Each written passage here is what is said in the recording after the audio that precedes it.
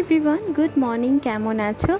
আমিও মোটামুটি ভালো আছি। আমি রিয়াজ ব্লগের চ্যানেল নতুন একটি ভিডিওর সাথে সকলকে জানাই অনেক ওয়েলকাম আর অনেক ভালোবাসা। এই ব্লগটা দেওয়ার একদম ইচ্ছা ছিল না, কেন কি ভিডিও ক্লিপগুলো এখান থেকে সেখান থেকে নেওয়া হয়েছে।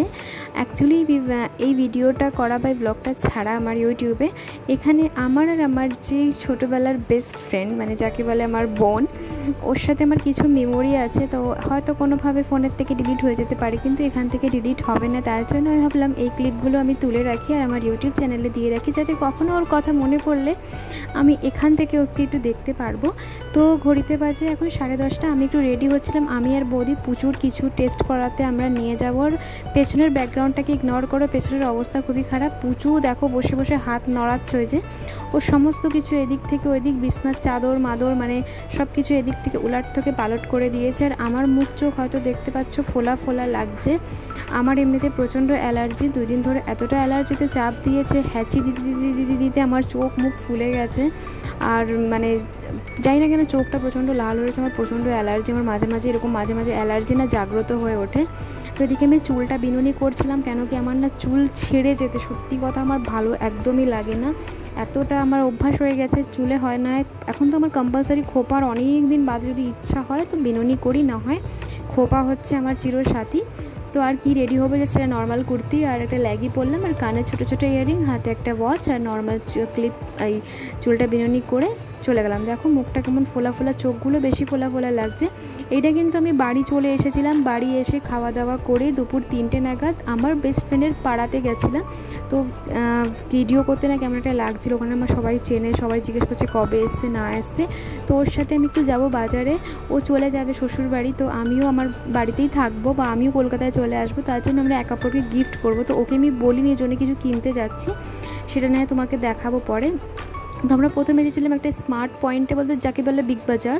ওখান থেকে আমরা টুকিটাকি কেনাকাটি করে নিয়ে চলে এসেছিলাম একটা দাদার দোকানে। এখান থেকে আমরা পার্স কেনাকাটি করছিলাম। এই যে পার্সটা দেখছো পিচ কালার, এই পার্সটা আমি ওকে দিয়েছি। আর ওই যে দেখতে পারছো বিস্কুট কালারের পার্সটা, ওইটা আমাকে দিয়েছে। আর এই পিঙ্ক কালারের যে পার্সটা, এইটা আমি ওকে দিয়েছি। মোট দুটো নেওয়া হয়েছে। আর ওইটা বড় ফটো ফ্রেমটা, ওইটা আমি তোমাদেরকে অন্য একটা ব্লগে দেখাবো। ওই ফটোটা কিন্তু ও আমাকে দিয়েছে। আর এই ব্যাগটা কিন্তু আমি ওকে দিয়েছি, ও পিচ কালার পছন্দ করেছে। এই ব্যাগটাও কিন্তু আমি ওকে দিয়েছি। আর এই একটা বিস্কুট কালার, ওইটা আমাকেও দিয়েছে। ওর ছেলের জন্য আমি অনেকগুলো খেলনা কিনেছি। তারপরে আমরা প্রচণ্ড ক্লান্ত হয়ে গেছিলাম। ওখান থেকে আমরা একটা চকলেট আইসক্রিম কিনলাম, বাট খেতে কিন্তু ভীষণই বাজে, কেমন যেন একটা তেতো তেতো লাগছিলো। আমার চকলেট আইসক্রিম খেতে কিন্তু ভীষণ ভালো লাগে, কিন্তু এটা প্রচণ্ড তেতো লাগছিলো। আর ওর সাথে আমি ভিডিও করছিলাম, ও আমাকে বলছে ফোনটা রাখ, একটু তোর সাথে কথা বলিনি, কত কথা, 10 বছর হয়ে গেছে দেখা সাক্ষাৎ হয় না, একটু ফোনটা রাখ। তাহলে আমি দাঁড়া না, কিছু কিছু ক্লিপ তুলে রাখি যেটা আমার আর তোর মেমোরি হয়ে থাকবে। তুই চলে গেলে আমি তোকে ওখানে কলকাতায় গিয়ে মনে করতে পারবো। তো সেই মেমোরিগুলোই মানে রেকর্ড করছিলাম। আর ওর ছেলে আমাকে ভীষণ ভালোবাসে, মসিজি করে পাগল হয়ে যাচ্ছিল। তো ওকে নিয়ে একটু ভিডিও করছিলাম। তারপরে এইটা কিন্তু সন্ধ্যাবেলায় আমার পাড়াতেই এসেছিলো। ওর পাড়াতে কিন্তু ওর দাদা বৌদির বাড়ি, মানে আমার 3টে বাড়ির পরে।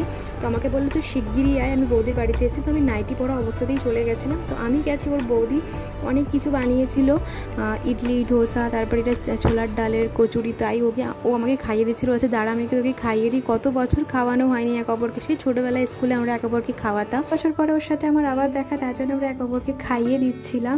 আবার জানি না কবে দেখা হবে কি না। এই দেখা হয়েছে, আমি সত্যি বিশ্বাস করতে পারছিলাম না যে ওর সাথে আমার আবার দেখা হবে। তো এই সব জিনিসগুলোই আমার কাছে স্মৃতি হয়ে থেকে যাবে। আমার ব্লগটি ভালো লাগলে কিন্তু অবশ্যই লাইক করে দেবে। নতুন একটি ব্লগ নিয়ে আবার দেখা হবে।